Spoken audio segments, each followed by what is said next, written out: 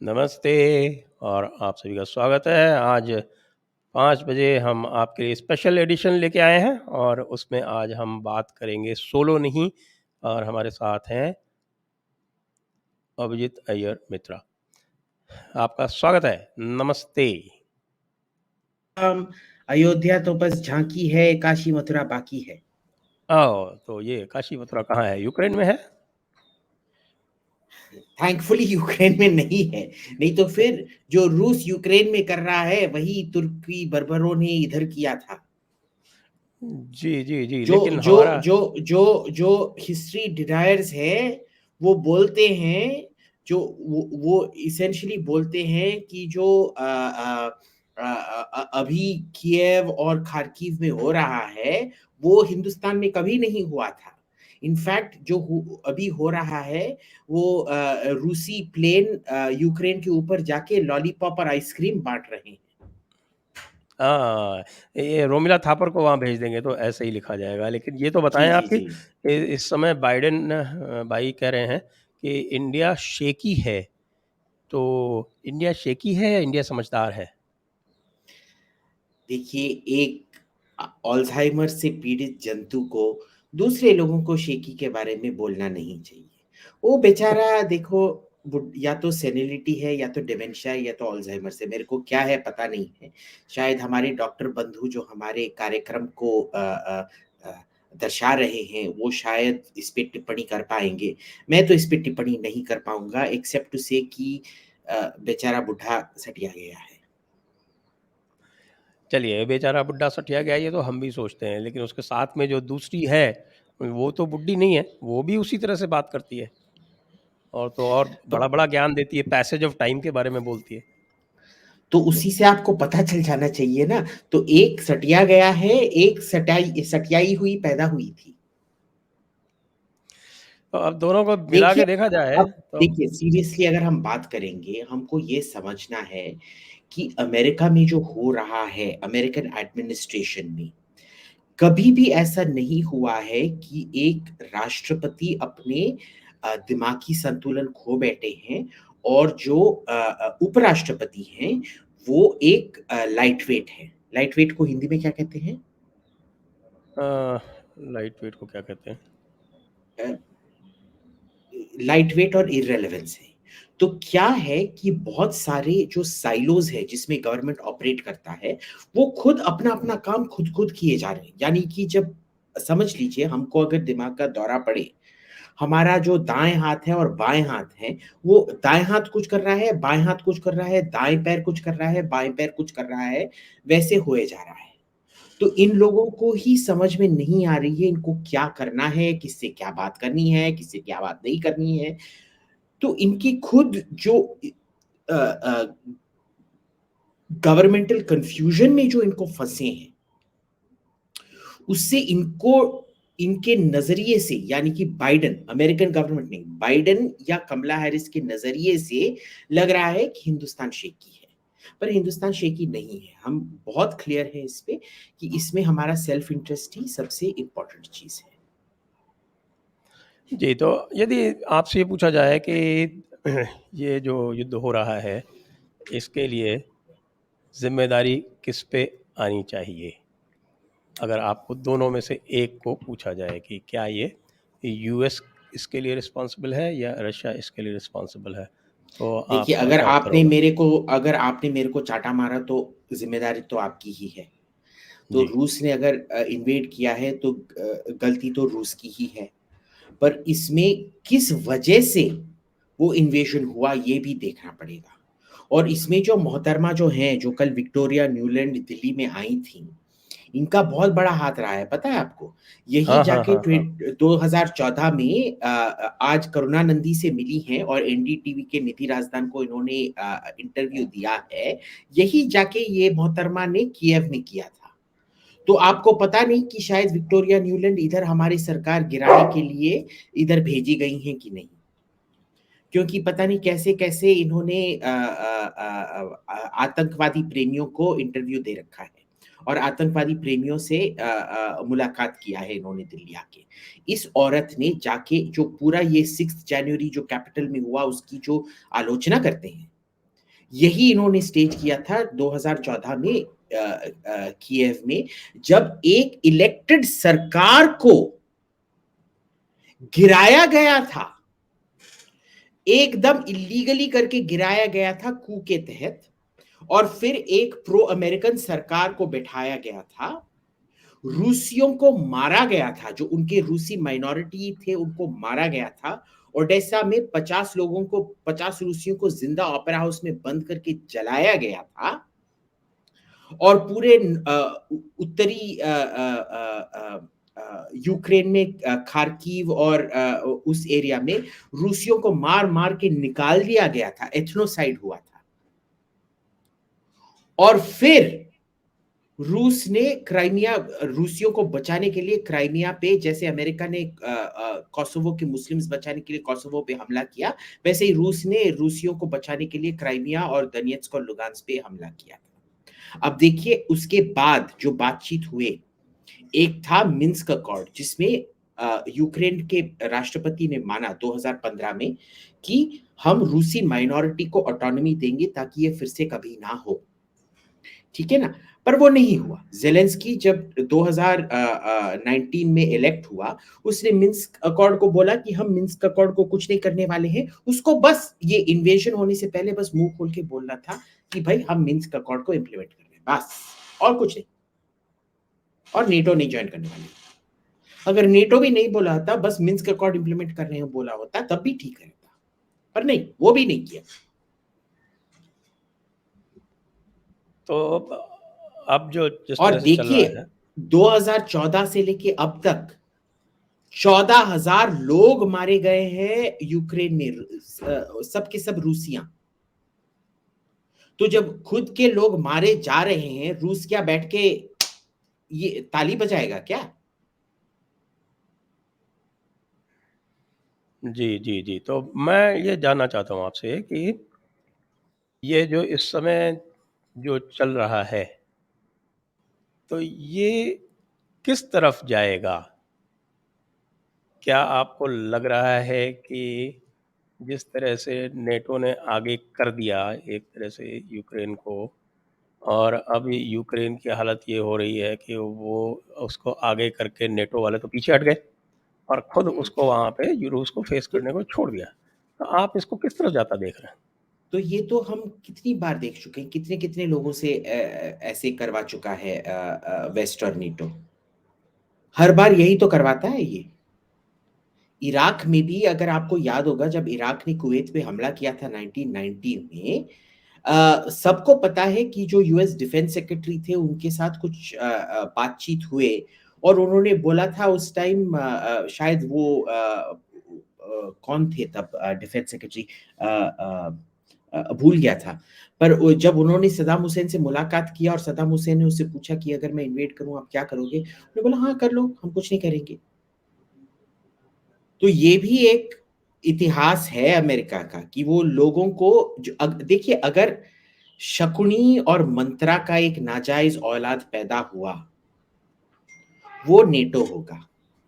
जो शकुनी ने जो मंत्रा में रामायण में किया था और शकुनी ने महाभारत में किया था, वही ये लोग करते हैं, उकसाते हैं, भड़काते हैं, यही किए जाते हैं ये लोग। जी, तो आपको लगता है कि यूक्रेन सरेंडर करेगा या कि अ, देखो, मेरे को पता नहीं है सरेंडर होगा, पीस टॉक्स होगा, क्या होगा, पर इसका एक ही नतीजा है, रूस तो पीछे हटने वाला नहीं है, ठीक है ना। रूस बहुत क्लियर है 3-4 चीजों पे। नंबर 1, यूक्रेन को पार्लियामेंट में कॉन्स्टिट्यूशन बदल के बोलना पड़ेगा कि वो न्यूट्रल रहेंगे और कोई भी मिलिट्री अलायंस को ज्वाइन नहीं करेंगे, नंबर 1। नंबर 2, उनको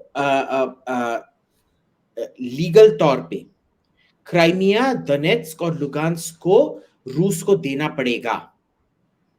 नंबर 3, उनको जो नात्सिज्म है, जो यूक्रेनियन नेशनलिज्म, जो स्टेपान बांदेरा नाम का एक एसएस ऑफिसर 1944 में था, उसके अराउंड जो रिवॉल्व करता है, और जो अज़ोव बटालियन, आइदार बटालियन, C-14 ये सब हैं, उन सब को निकालना पड़ेगा। अब वो सब ये कैसे करेंगे पता नहीं है, क्योंकि ज़ेलेंस्की खुद इन तीनों बटालियन से खुद डरता है वो। उसने जाके उनको थोड़ा संयम बरतने की कोशिश की थी इन लोगों पे, पर उन्होंने उसको भगा दिया ज़ेलेंस्की को, और बोला कि हमको जो करना है हम करेंगे, हमारा तेरे पॉलिसी पे वीटो है, तेरा तू राष्ट्रपति होगा पर तेरे को हमारे पे कोई वीटो पावर नहीं है करके भगा दिया था। तो ये कैसे होगा अभी भी पता नहीं है। और चौथी बात क्या है, शायद ज़ेलेंस्की को भी अभी जाना पड़े। ज़ेलेंस्की को भी अभी जाना पड़ेगा। वो तो वैसे भी किएव में नहीं है ना, कहीं पोलैंड में बैठा है। पहले वो लवीव में भाग गया था, अब पता नहीं कहाँ किएव में पोलैंड में बैठ के ये किया जा रहा है। आपने देखा नहीं था उसका जो लेटेस्ट वीडियो आया था, साफ-साफ हुँ। ग्रीन स्क्रीन वाला वीडियो था। हाँ, तो इसका जो मतलब जो आपने रशिया क्लेम देखा कर रहा था था। हुँ। आपने देखा था ना कि पहले दिन को वो कैसे रास्ते पे घूम रहा था, सबके साथ बात कर रहा था, ये कर रहा था, वो कर रहा था। सडनली ऐसे वीडियोस बंद क्यों हो गए? हैं? जब वो दिखाता है, देखो मैं अपने ऑफिस में हूँ, उस ऑफिस में कैसा ऑफिस है जिसमें एक भी खिड़की नहीं है? बंकर के नीचे अंदर कोई सेट बना के रखा है? जब ये नेटो के 3 प्रधानमंत्री आए थे उधर, हमको अभी भी नहीं पता है कि वो उसको लेके आए, लेके गए, पता नहीं क्या। अब तो पता चला कि वो अस्पताल भी यूक्रेन में नहीं था, जहां वो उसने अस्पताल विजिट कर रखा था। तो वो कहाँ पे है वो? रशिया ने कहा कि वो पोलैंड चला गया है। वो तो पोलैंड में ही है शायद।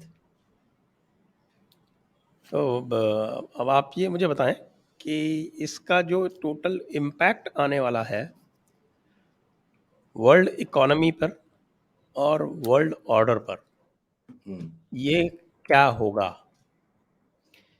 देखिए, रूस की तो इकोनॉमी अब बर्बाद हो गई। वो अब शायद यूरोप का सबसे गरीब देश बन गया है ओवरनाइट।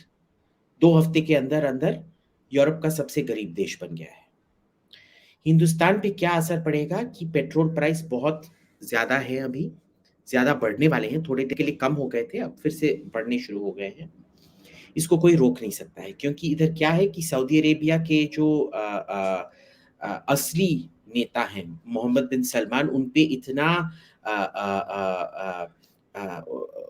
उनका इतना इंसल्ट को क्या कहते हैं हिंदी में? अपमान किया गया था हम्म।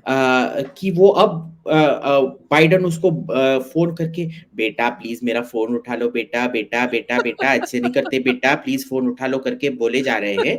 और एमबीएस बोल रहा है, "ए चल फुट बुड्ढे, सटिया गया है तू, वो तो फ़ोन ही नहीं उठा रहा है। वो अपना ऑयल प्रोडक्शन ही इंक्रीज़ नहीं कर रहा है।" और अमीरातियों ने बहुत सोच समझदारी से बोला, "शायद हम सोच सकते हैं कि हम ऑयल प्रोडक्शन इंक्रीज़ करें", पर किया नहीं। तो दोनों एमबीएस और एमबीजेड, मोहम्मद बिन जायद, जो अबू धाबी के रूलर है, उन दोनों ने बाइडेन को टाटा बाय बाय बोल दिया है। ठीक है ना? तो तेल का प्राइस ज़्यादा होने वाला है, फर्टिलाइज़र का प्राइस बहुत ज़्यादा होने वाला है, क्योंकि बेलारूस और ये है बेलारूस और रूस, वो दुनिया के सबसे बड़े फर्टिलाइज़र प्रोड्यूसर में से हैं। तो फर्टिलाइज़र सप्लाई कम होने वाला है। आपके सब कंप्यूटर प्रोडक्ट्स में जो क्रिटिकल एलिमेंट्स आते हैं, उनमें काफ़ी सारा रूस से आता है। तो कई computer products new world economy के प्रोडक्ट्स जो हैं, वो ज़्यादा महँगे होने वाले हैं। और देख लीजिए, अगर फर्टिलाइज़र और ऑयल की दाम बढ़ी, तो आपका खाने का भी दाम बढ़ेगा। तो ये सब हमको देखना पड़ेगा अब। ये तो आपने बताया, ये तो इंडिया के हिसाब से मैं ओवरऑल पूरी वर्ल्ड इकोनॉमी के बारे में बात कर वर्ल्ड इकोनॉमी तो शॉक एडजस्ट कर लेगी एक किस्म से। अभी जर्मनी में शायद न्यूक्लियर रिएक्टर्स वापस लाने वाले हैं। जर्मनी में जो एनर्जी एक्सपर्ट हैं, उनकी तरह मैंने तवायफों को कभी ज़िंदगी में नहीं देखा है। फुकुशिमा से पहले सब हिंदुस्तान में आके उनके मंत्री आके इधर बोलते थे सबको न्यूक्लियर करना चाहिए, न्यूक्लियर सबसे अच्छा है। फिर फुकुशिमा जब हुआ और एंजेला मर्केल ने बोला कि भई हम न्यूक्लियर नहीं करेंगे, वही एक्सपर्ट आके उसी कॉन्फ्रेंस में अगले साल, ओह! न्यूक्लियर इतना खराब है, रिन्यूएबल नहीं है, ये है, वो है करके भाग रहे थे। अब फिर से उन्होंने ये अफ़वाह फैलाना शुरू कर, अफ़वाह तो नहीं है, सच बात है कि nuclear is one of the safest forms of energy, कि फिर से न्यूक्लियर करना चाहिए। तो वो आस्ते-आस्ते रूस से अपना डिपेंडेंसी कट करके कतार और इन कंट्रीज़ से गैस लेना चाह रहे हैं। पर अगर आप देखेंगे कतार जहाँ पे है, पूरा सऊदी अरब घूम के फिर सुएज़ के अंदर से आके, फिर फ्रांस में या इटली में जाके डॉक करके, और वो भी शिपिंग कॉस्ट कितना होगा, आप कितना शिप करके गैस ले आ सकते हैं, ये सब भी देखना पड़ता है एज़ अपोज़्ड टू पाइपलाइन। तो ये कॉस्ट भी बहुत ज़्यादा होंगे।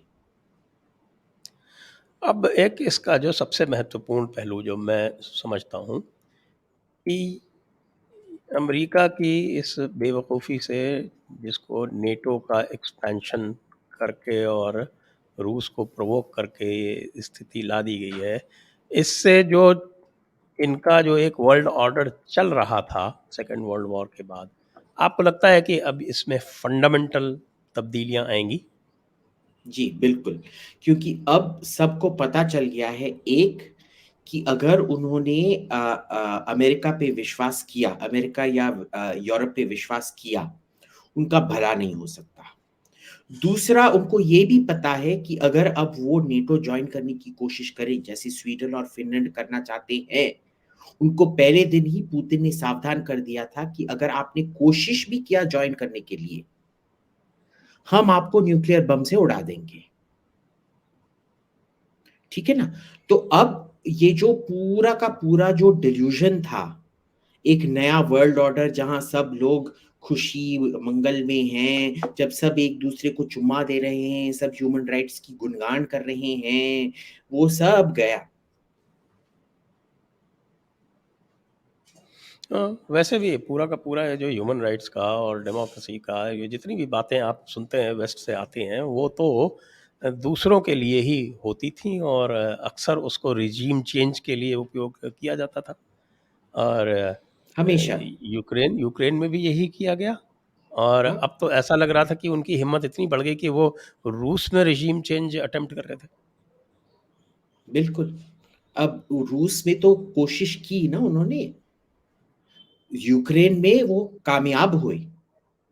कज़ाकिस्तान में बहुत पास आए कामयाब होने की। ये ज़्यादातर मेरे को लगता है जो कज़ाकिस्तान में जो हुआ था, पिछले साल जो रायट्स हुए थे, रेजिम चेंज अटेम्प्ट, उसी वजह से अब एकदम पुतिन सटिया गया है और बोल रहा है अब और नहीं, बस। सटिया नहीं, रूठ गया है। टूट गया है। और ये जो रिजीम चेंज के जो अटेम्प्ट हैं, आपको लगता है ये भारत में भी होंगे? क्योंकि अब इनको ये लग गया है कि डेमोक्रेटिकली तो मोदी को हटाना संभव है नहीं, और अरे आप, उनका यही शौक तो है। और ये मैंने शुरू ही किया था कि जो न्यूलैंड वाली वही आपने बात की महिला, थी। जो विक्टोरिया न्यूलैंड ने आके यूक्रेनियंस को, अरे उसका तो वीडियो ही है, उसको ऑडियो रिकॉर्डिंग भी है उसका, यूक्रेन में जाके भड़काते हुए लोगों को।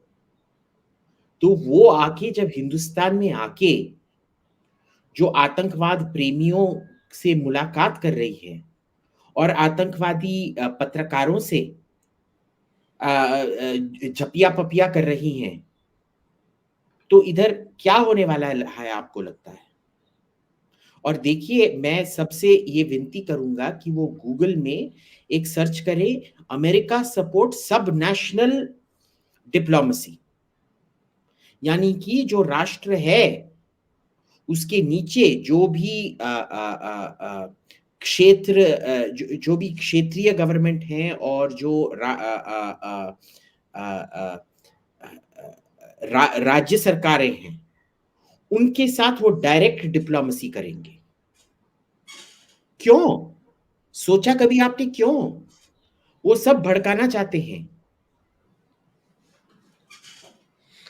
जी, तो आपको लगता है कि इस अमेरिका के इस कारनामे से, और ख़ास तौर से जब उनके 2 बिल्कुल इनकॉम्पिटेंट उनके प्रेसिडेंट और वाइस प्रेसिडेंट हैं और वो उसमें ये अटेम्प्ट कर रहे हैं, तो अंत में ये कहीं थोड़ा-सा भी अगर चीन समझदारी करे तो ये पूरा वर्ल्ड ऑर्डर रीशेप होके और पूरा एशिया एक तरफ हो सकता है, इंक्लूडिंग रूस, रशिया, और ये आपका अमेरिका एक तरफ, और बीच वाले जो यूरोप वाले हैं वो भी कसमसा के कहेंगे भाई इनके चंगुल से तो निकलो किसी तरह से, ये तो पता नहीं कब और मरवा दें हमें।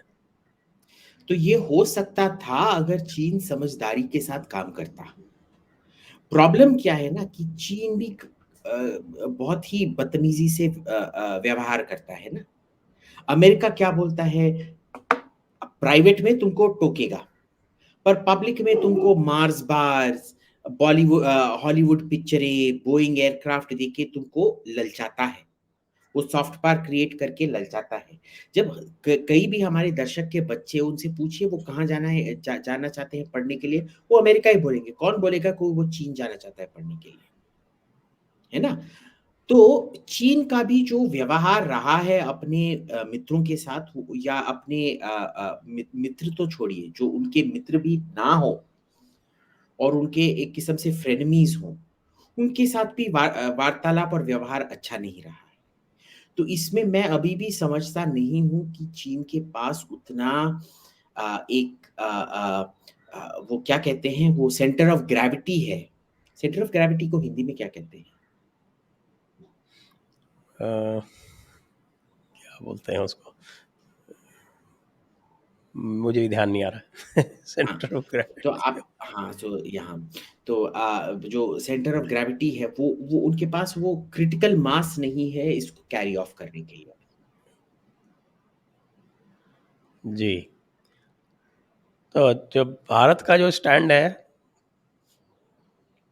इस समय, और वो जो है वो ऐसा लग रहा है, विशेषकर जो हमारे पश्चिम के प्रेमी पत्रकार और एक्सपर्ट्स हैं उनको ऐसा लग रहा है कि हम रूस की तरफ झुके हुए हैं, we are inclined towards Russia.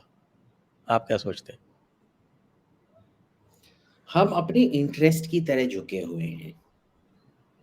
इनको लगता है कि जो इनके कहावे पे झुकते नहीं है वो दूसरे, यू आर इधर विथ मी और यू आर अगेंस्ट मी। ये जॉर्ज बुश ने बोला था, याद है ना आपको। हम्म, तो इनको लगता है, ये इतने चुसवाऊ लोग हैं, ये इनको लगता है कि सभी को आके इनके सामने भगवान की तरह वो साष्टांग प्रणाम करना चाहिए, और जो भी इनके खिलाफ साष्टांग प्रणाम नहीं कर रहे हैं वो इनके मुंह पे थूक रहे हैं। अब तक हिंदुस्तान ने क्या किया है, अपने खुद जो हमारा इंटरेस्ट है उसका देखभाल किया है बस, और कुछ नहीं। और जी, अगर उस इंटरेस्ट की देखभाल करने में अगर इन गोरे लोगों को जाके गंगा में डूब मरना है तो वो जाके डूब मरे। मैं उनको आमंत्रण देता हूँ कि वो जाके डूब मरे, घुट घुट के डूब मरे। जी हाँ।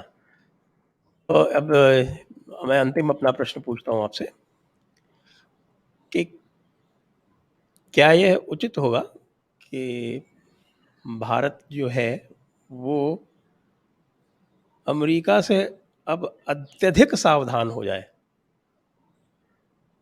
बहुत ज्यादा, बहुत ज्यादा। पहला चीज तो ये रोकना है हमको कि कौन सब अमेरिका से कैसे कैसे इंटरेक्शन करता है और किसको कहाँ से पैसा मिलता है।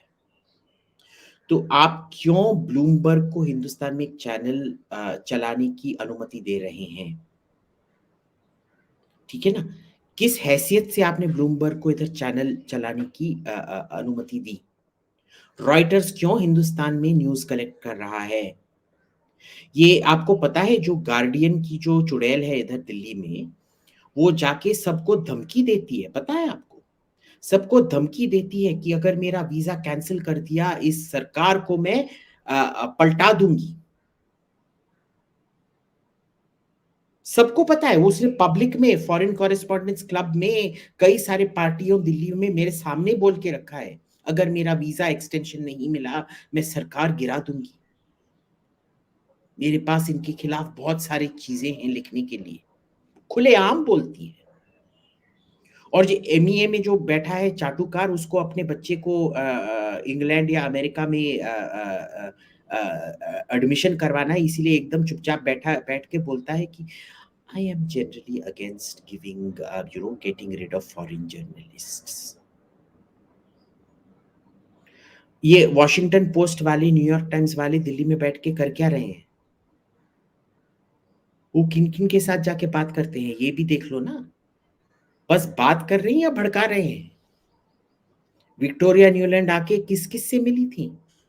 क्यों मिली थी ऐसे? आप ज़रा बताएँ, आपके पास लिस्ट है क्या? यूट्यूब और ट्विटर आप देख लीजिए, वो हर साल कोई लीडरशिप के नाम पे चुन-चुन के इधर ले जाते हैं उधर अमेरिका में यंग लीडर्स को। कौन है ये? आप उनका ये सामाजिक दृष्टिकोण भी देख लीजिए, कौन से वामपंथी हैं या राइट विंग हैं।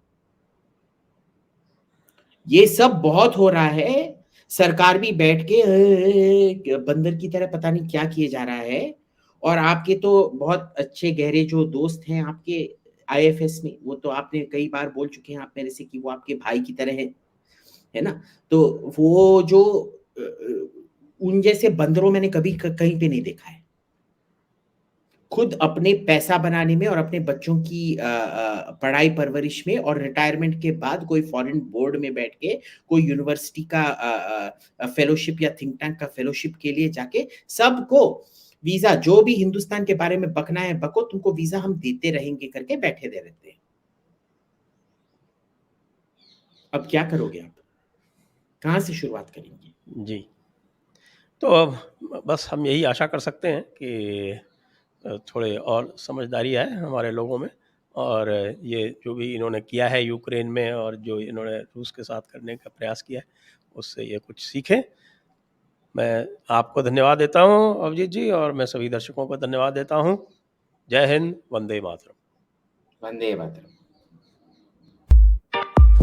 Press the bell icon on YouTube and don't miss another update.